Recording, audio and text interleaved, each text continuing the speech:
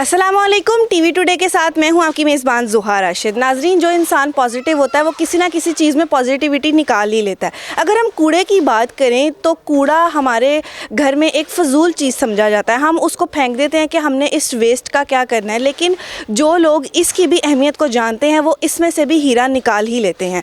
आज मैं मौजूद हूँ आबरू स्कूल में, जहाँ पर इस कूड़े के ज़रिए बच्चों को मुफ्त तालीम दी जाती है, उनको खाना दिया जाता है, उनको कपड़े दिए जाते हैं और रहने की जगह दी जाती है। ये स्कूल 23 साल से चल रहा है, 25 साल से, तकरीबन 23 से 25 साल के अरसे से ये स्कूल चल रहा है और यहाँ पर अभी तक हज़ारों बच्चों ने तालीम हासिल कर ली है। हम बढ़ते हैं इनकी ऑनर की तरफ और उनसे बात करते हैं।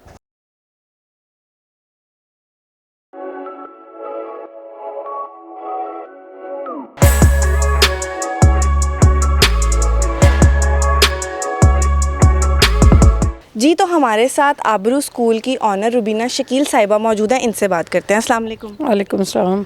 मिस, हम कूड़ा तो हमारे लिए एक बहुत फ़जूल चीज़ होती है, हम उसको फेंक देते हैं। आपने उससे इतना कुछ कर लिया। तमाम लोग इस बात पे परेशान हैं कि कूड़ा तो हम फेंक देते हैं। अगर हम थोड़ा सा गौर करें तो बाहर के जितने भी तरक्की याफ्ता ममालिक हैं वो कूड़े को फेंकते नहीं, रिसाइकिल करते हैं। सिर्फ बात यह है कि मैंने ये तवज्जो दे दी है कि इस कूड़े को ज़ाया होने से बचाया जाए और हम इसको जो भी इस्तेमाल है, इसके जो यूजेज हैं स्कूल्स में करें या इसके फ़ंड को हम गरीब बच्चों की मुफ्त तालीम पे लगाया जाए। आपको ये आइडिया कैसे आया? आपको 25 साल हो गए हैं ये काम करते हुए। जी, मुझे 2003 1 जनवरी से मैंने शुरू किया। अल्हम्दुलिल्लाह इस वक्त मुझे 20 साल से ज़ायद का अरसा हो गया है काम करते हुए।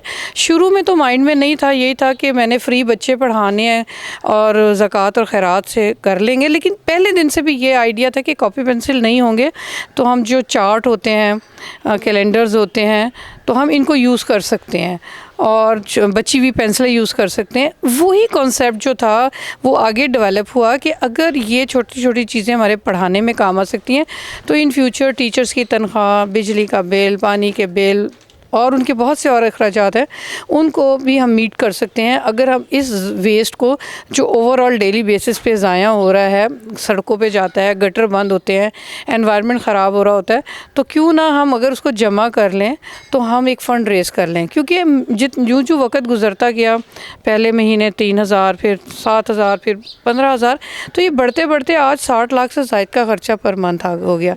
तो इस ख़र्चे को ज़कात और खैरात के ना काफ़ी थी, तो कोई ऐसा प्रोग्राम तो करना था जो कि मुस्तकिल बुनियादों पे चलता। तो आपके स्कूल में कितने बच्चे हैं और उनको क्या क्या सहूलत मिलती है? हमारे इस सेंटर में 1200 से ज़ायद बच्चा है। पूरे ओवरऑल 5,000 से ज़ायद बच्चे पढ़ रहे हैं। हर बच्चे को दोपहर का खाना मिलता है, यूनिफॉर्म, स्टेशनरी मिलती है, किताबें मिलती हैं, मेडिकल फैसिलिटीज़ मिलती है। इसके साथ साथ आप हमारे कैंपसेस देखेंगे तो हमारे कैंपसेस में कहीं से गुर्बत या उसरत या ऐसा नज़र नहीं आएगा कि ये मदरसा है क्योंकि फ़्री बच्चे पढ़ते हैं जी इन्हें मगरो ला दो, ऐसा हरगिज़ नहीं है। उन बच्चों को कॉन्फिडेंस देने के लिए बेहतरीन स्कूल, बेहतरीन एनवायरनमेंट, बेहतरीन माहौल उनको दिया जा रहा है, पढ़े लिखे उसातिज़ा दिए जा रहे हैं। तो ये तमाम ख़र्चा पूरा करने के लिए हमें डेफ़िनेटली कुछ ऐसा करना है, या तो हम बाहर की फ़ंडिंग पर जाएँ। अगर बाहर की फ़ंडिंग भी मिलती है, एक अच्छे कॉज के लिए मिलती है कि आप सस्टेन हो जाए, लेकिन होते नहीं हैं। जब फंडिंग ख़त्म होती है फिर आप ज़ीरो पर आ जाते हैं। तो फिर मैंने इसलिए उसको बेस ही नहीं बनाया। मैंने कहा हम अपने पैरों पे खड़े होने के लिए खुद ही तरीक़ेकार निकालेंगे। तो अल्लाह का शुक्र है कि आज आप देख लें कि इस वक्त कितना वेस्ट जमा हो रहा है, लोगों में अवेयरनेस डाल रहे हैं, लोगों की मोहब्बत शामिल हो रही है, हमदर्दी शामिल हो रही है और लोग बढ़ चढ़ कर आगे कोशिश कर रहे हैं कि बच्चों को स्पॉन्सर करें। मिस, इसमें वेस्ट किस तरह का होता है? मतलब शॉपर होते हैं, डब्बे होते हैं और दूसरा जो हमारा घर का वेस्ट है वो भी इसमें शामिल जी, है? हमारा रोज़ाना की बुनियाद पे जो भी कूड़ा होता है, पानी की बोतल खाली है, शैम्पू की बोतल है, माचिस की डिब्बी है, पत्ती का डब्बा है, थैला है, दूध दही का शॉपर है, मतलब जो कुछ भी आप ड्राई वेस्ट प्रोड्यूस करते हो सवाए सब्ज़ी के या सालन वगैरह के, हम टोटल लोगों को अवेयरनेस देते हैं कि खुदारा इसको अच्छे तरीके से अपने किचन में या किसी स्टोर में जमा करें। हफ्ते में एक दफ़ा हमारी गाड़ी आती है और वो गाड़ी टीम वर्क होता है ये सारा, किस तरह आपकी गाड़ी जाती है और रोज़ की बुनियाद पे जाती है? जी 25 से ज़्यादा का अमला है, 7 गाड़ियाँ हैं। हमने एरिया डिवाइड किया हुआ है कि आज फ्राइडे है तो मॉडल टाउन जाना है और मुख्तलिफ़ जगहों पे जाना है, तो फिर अगले मंडे ही उस एरिया में दोबारा जाएंगे ताकि एक वीक मौका मिल जाता है लोगों को कि वो ड्राई वेस्ट को जमा कर ले। लोग सिर्फ ड्राई वेस्ट नहीं जमा कर रहे, मैं आपको ये बताती चलूँ, उनकी मोहब्बतें जमा होकर मुझ पर आ रही हैं, उनका एहसास जमा होकर मुझ पर आ रहा है, उनकी जो केयर है ना वो मुझ तक पहुंच रही है कि अच्छा रुबीना क्या फ़र्नीचर दे दें, अच्छा क्या कूड़े का डब्बा दे दें, अच्छा क्या दवाइयाँ दे दें, क्योंकि हम हाफ़ यूज़ मेडिसिन भी यूज़ करते हैं। इसी तरह हमारे पास एक छोटा सा ब्यूटी सैलून है, वहाँ पे हमने सारा मेकअप का सामान हाफ़ यूज़ क्योंकि इसी तरह अगर आपको यह पता नहीं आपने हमारा स्टूडियो देखा है कि नहीं, वहाँ शादी ब्याह के कपड़े और दूसरे कपड़े भी मौजूद हैं जो कि हम उनको यूज़ कर रहे हैं। वो इसी के ज़रिए से सारा कुछ बना है, सूखा कूड़े के ज़रिए ही ये सारी खैर हम तक पहुँची है। आपने ये कब कितने पैसों से शुरू किया था, क्योंकि इसके लिए एक बहुत बड़ी प्लानिंग चाहिए, कितने अरसे से आप प्लानिंग कर रही थी? पैसे ही तो नहीं थे मेरे पास, अगर पैसे होते तो मैंने कूड़े का काम करना था। पैसे होते तो शायद मैं कुछ और करती। पैसे के ना होना मेरे लिए ब्लेसिंग बना कि मुझे सोचना पड़ा कि ना पैसे हों और फिर काम किया जाए।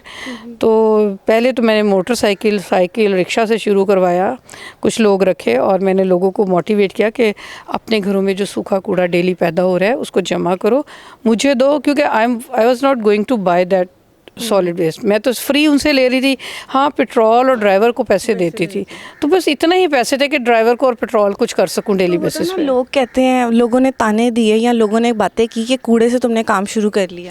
देखें ये सवाल कल भी था और कल इत्तफाक से कि मैं इतनी हर्ट हुई थी कि 100 लोग हैं ना अगर हम, तो 100 में से 99 नहीं करते।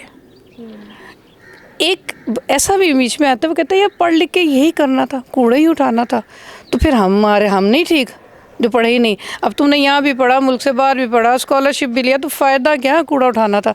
तो लोगों को ये बताना ज़रूरी है कि ये पढ़े लिखे होने की वजह से शऊर आया है और इसी शऊर को लोगों को मैं देना चाह रही हूँ।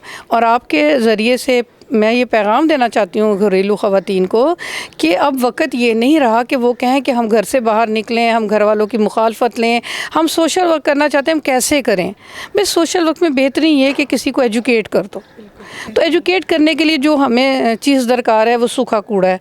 घरों में बैठी हुई हो, आराम से एक थैला पकड़ो, उसमें डालते जाओ, एक फ़ोन करो, डायल करो, हाँ। और आप, हमने वादा किया है 1 माह का सूखा कूड़ा, एक घर का, एक गरीब बच्चे की मुफ्त तालीम, तो वो बच्चा हम आपके नाम लगा देंगे, तो अल्लाह ताला उसको सदका जारिया बनाए इंशाल्लाह। मिस लास्टली पे ये बताएंगे, जो बच्चे आपसे पढ़ के जाते हैं वो आपके पास कभी वापस आए और आपकी हेल्प की इस तरह? कभी नहीं, वो मेरे पास से जाते ही नहीं है, वो हमेशा मेरे साथ ही होते हैं। 50% मेरा अपना ही स्टूडेंट है जो मेरे साथ काम कर रहा है और इसको भी हेड कर रही हैं एक निदा खान जो मेरी स्टूडेंट हैं जिन्होंने यहाँ से 12 जमातें पढ़ी। आधे से ज़्यादा लोग टीचिंग स्टाफ में मेरे ही बच्चे हैं और इतने तो नहीं यहाँ समाये जा सकते थे, मुख्तलिफ सेंटर्स में और मुख्तलिफ जगहों पे बहुत आबरूमंदाना ज़िंदगी गुजार रहे हैं। ठीक है, बहुत शुक्रिया मिस, अल्लाह आपको हिम्मत ताकत दे। जी तो नाज़रीन, हमारे साथ रुबीना शकील साहब मौजूद थी, इन्हीं के साथ अपनी मेज़बान ज़ोहा को दीजिए इजाज़त। अल्लाह हाफ़िज़।